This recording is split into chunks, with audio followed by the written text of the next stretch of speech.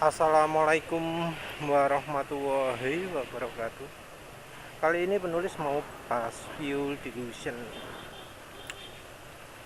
Ya, penulis pikir masalah fuel dilution itu cuma kena ke motor Yamaha dok. Karena dari motor-motor sebelumnya Suzuki, Beat, Yamaha nggak pernah punya lainnya.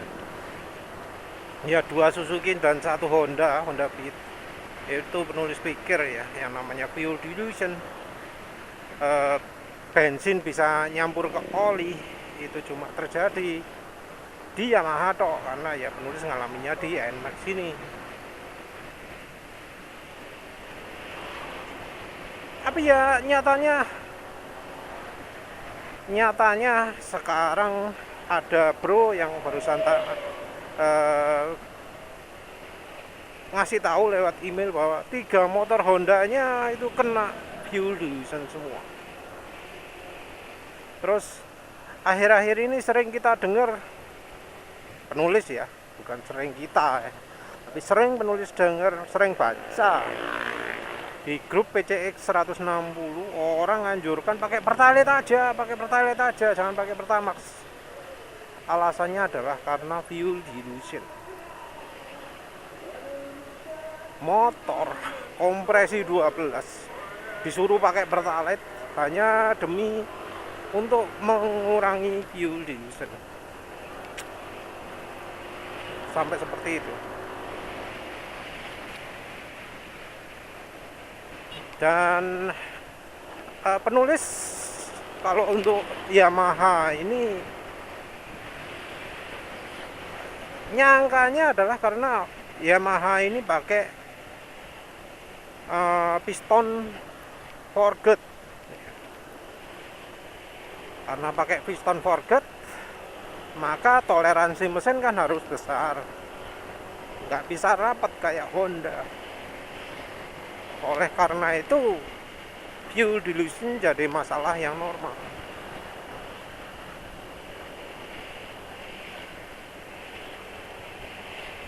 Penulis pikir dengan piston castingnya Honda PCX 160 mestinya nggak mengalami fuel dilution, tapi masih mengalami. Penulis ini apa ya, sudah bahas banyak topik tapi masih gak cepet nangkep aja ya ternyata ya. Jadi penulis heran gitu loh, kenapa kok PCX 160 itu ternyata kena fuel dilution. Penulis asli nggak nggak tanggap, padahal penulis sudah termasuk cukup banyak ya bahas soal PCX 160, termasuk soal mesin. Penulis baru inget tadi karena ada yang tanya, wah 3 motor Honda ini kena fuel dilution semua, kira-kira kenapa?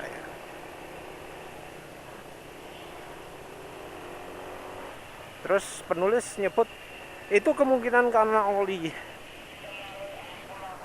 olinya Honda itu keenceran, atau kalau nggak keenceran nggak layak, kemampuannya sangat-sangat rendah.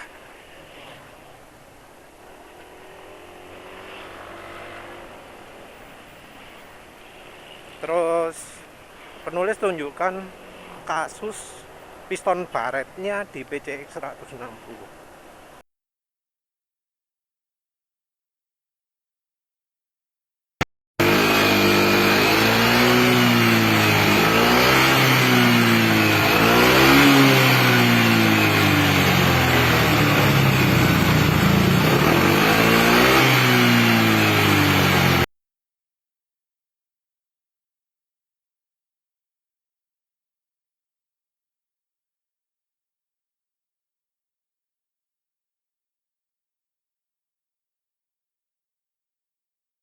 Beh, baru sadar penulis.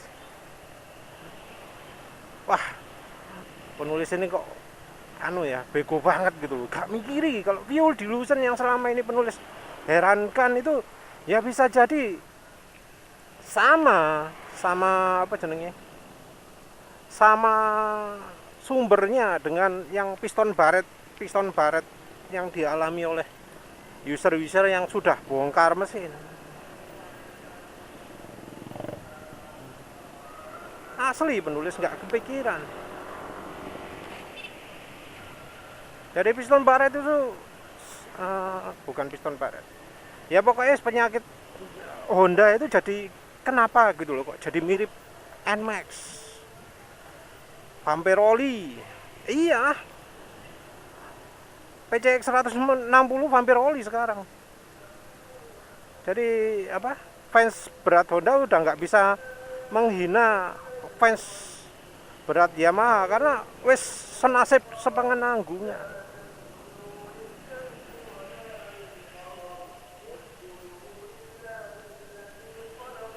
Terjadinya fuel dilution di 3 motor Honda pemirsa penulis ini juga ya jadi warning juga lah.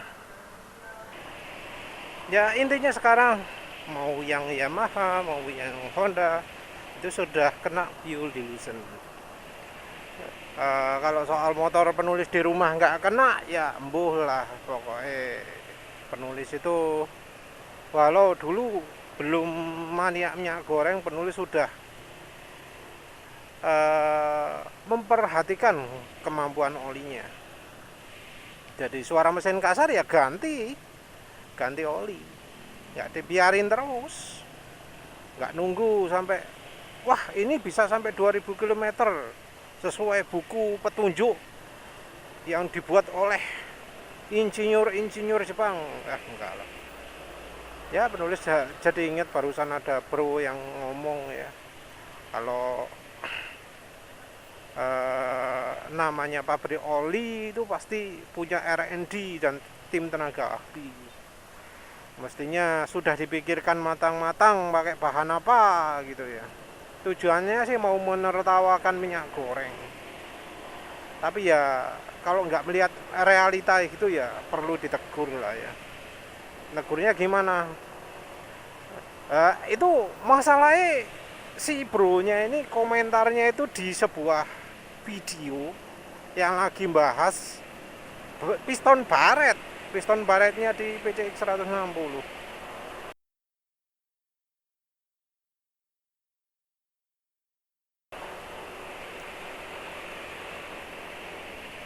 Tapi ternyata itu bukan salahnya oli, itu salah konstruksi.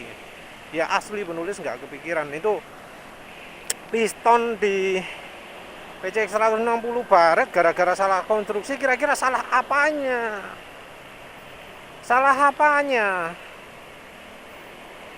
Dari bahan kurang bagus.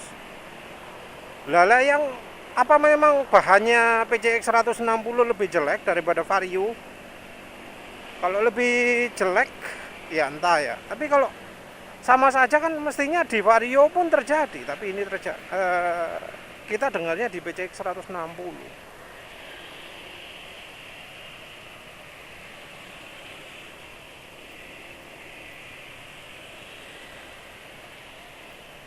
Lagi pula salah konstruksi bagaimana yang kira-kira bisa membuat piston baret itu loh. Salah di mananya? Salah pasang ring piston?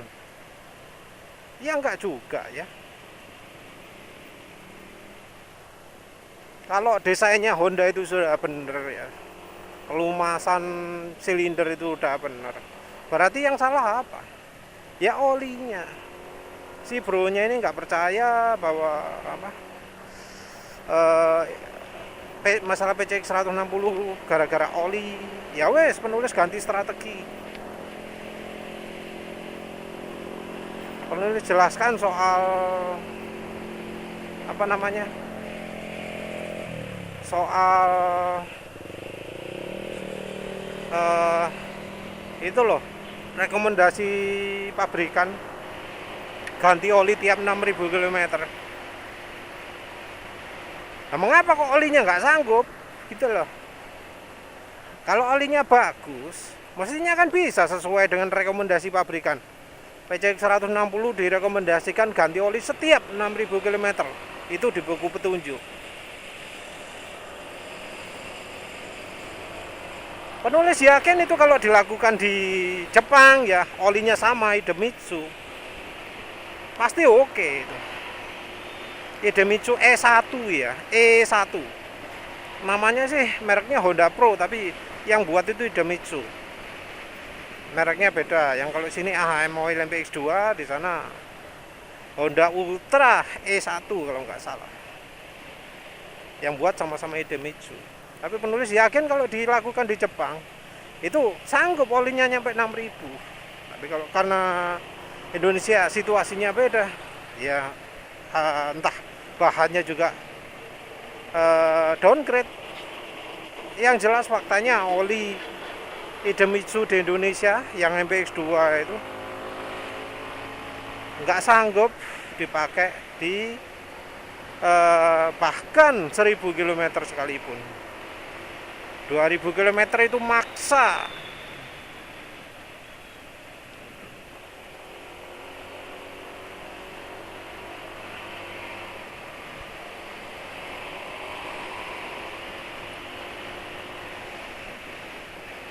Nah, penulis pakai contoh itu. Ini loh oli Idemitsu katanya, yang katanya punya tim R&D itu, yang katanya pasti bisa memikirkan bahan-bahan oli sehingga bisa tahan. Mana buktinya, mana? Sama mekanik bengkel resmi disuruh ganti tiap 2000, malah ada yang gantinya tiap 1000, tiap 2 minggu ganti. Wah, boros. Nah, itu kan tanda bahwa apa namanya, yang buat oli nggak becus, R&D-nya olinya nggak becus, nggak mampu, nggak punya kemampuan, bahkan mungkin nggak punya R&D ya. Ya yang jelas dari sisi keawetan sudah terbukti lah, banyak orang ya pasti sudah tahu sendiri bahwa oli bawaan sekalipun ya, bawaannya motor entah oli apa, kayaknya juga MPX2 itu nggak awet dipakai di 1000 km.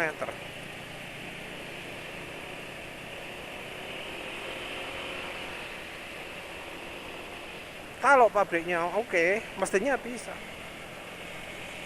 Apa penulis berani kalau misal punya PCX 160 ganti olinya tiap 6000 km sekali?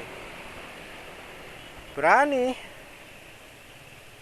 asal dari awal olinya bukan oli AHM.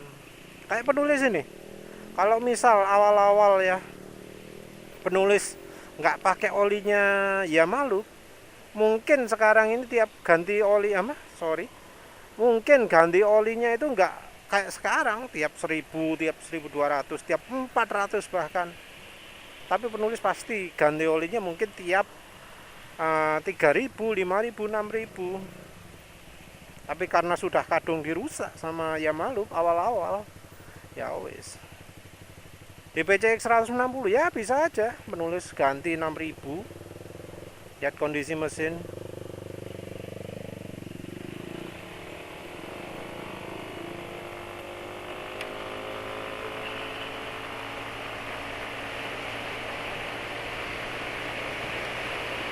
Tapi ya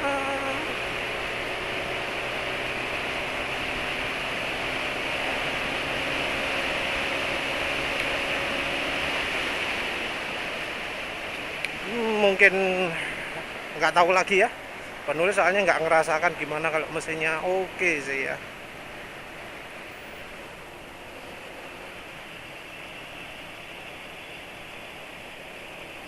Ngerasakannya kalau sudah fuel dilution gini.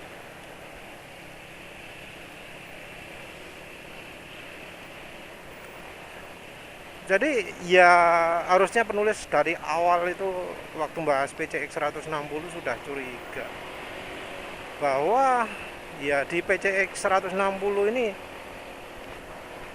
jadi penyakitan juga.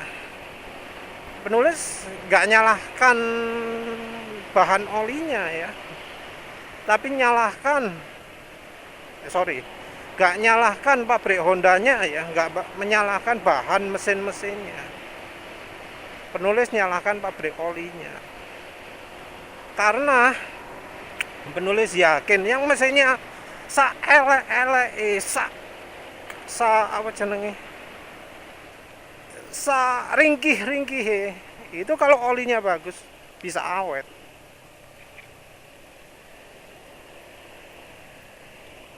Bahan mesin kualitasnya nggak bagus, no problem. Yang penting olinya api. Cuma ya kebetulan penulis apa ya? Dulu hobinya oli kental-kental sekali waktu pakai Supra X itu. Kondisi mesin oke terus. Yang jadi masalah ya mengapa ya? Mengapa? Kalau di Yamaha ya penulis nyalahkan olinya jelek, anggap aja kekentalan sesuai lah, terserah lah, karena ada kok yang sesuai segitu, butuhnya segitu. Tapi penulis anggap itu olinya kurang bagus. Oli Yamaha Supermatic itu nggak bagus kualitasnya, entah diapa noai, entah isinya apa itu ya. Tapi menurut penulis nggak bagus. Apalagi kalau misalnya yang Idemitsu-nya, Nippon Oil ya. Kalau Yamaha Nippon Oil kan. Apalagi kalau Nippon Oil itu desainnya juga global, pakai rumus global. Jadi untuk negara salju juga, untuk segala musim. Ya kurang cocok lah untuk yang kayak kita-kita ini.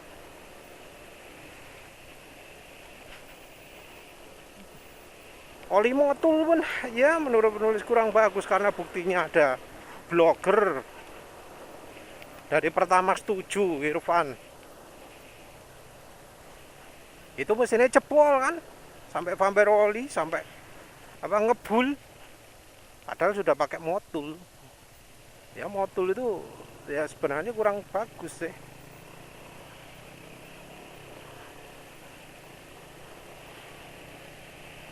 Kalau yang apa 5100 ini masih kurang bagus, 3000 apalagi. Motor skuter apalagi. Penulis pengen coba multi power tapi ya saya antreannya panjang nih oli ya. Apalagi penulis nggak nyangka ini pakai Mesran SAE 40 yang ya karena harus apa eco riding, nggak pernah, jarang ya dipakai kencang, 850 km besan, nggak nyangka, nggak kerasa. Ya malu jelas jelek, tapi biasanya ya malu itu masalahnya muncul di 10.000 gitu, 10.000 berapa belas ribu, terus tiba-tiba mesinnya otak-otak banyak, terus apa jenenge ganti noken as karena bearingnya klotak-klotak. Kalau vampir oli macam-macam dianggap penyakit normal, ya itu sebenarnya efek samping dari apa jenenge oli jelek juga. Jadi ada yang 10.000 km itu sudah ganti ring piston dan pistonnya. Ya mestinya penulis kalau udah umur segini nih berapa aja? 15.000 ya. Iya.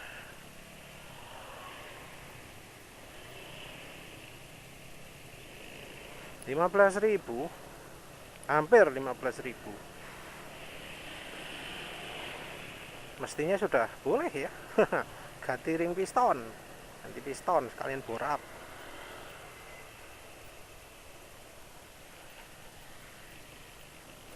Terus boleh. Kalau yang Honda ini entah mengapa ya, Honda PCX 160 ini kok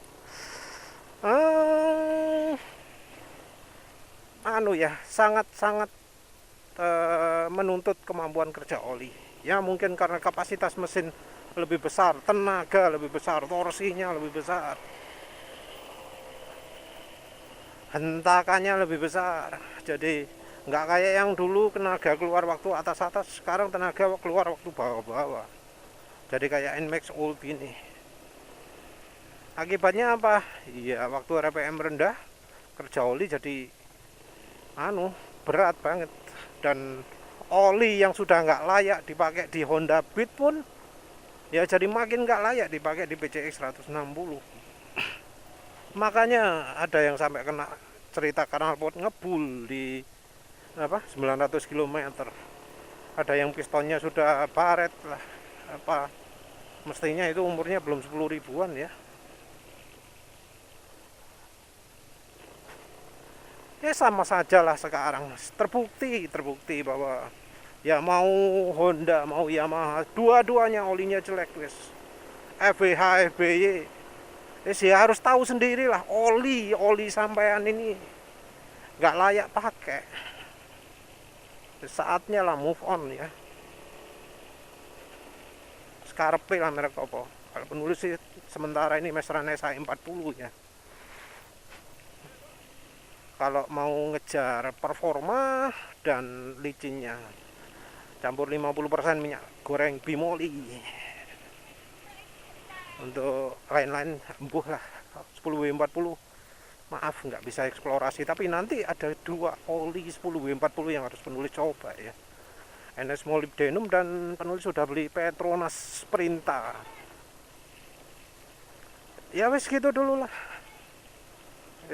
Gak usah saling menghina, sama-sama bernasib fuel dilution kok, hampir oli juga.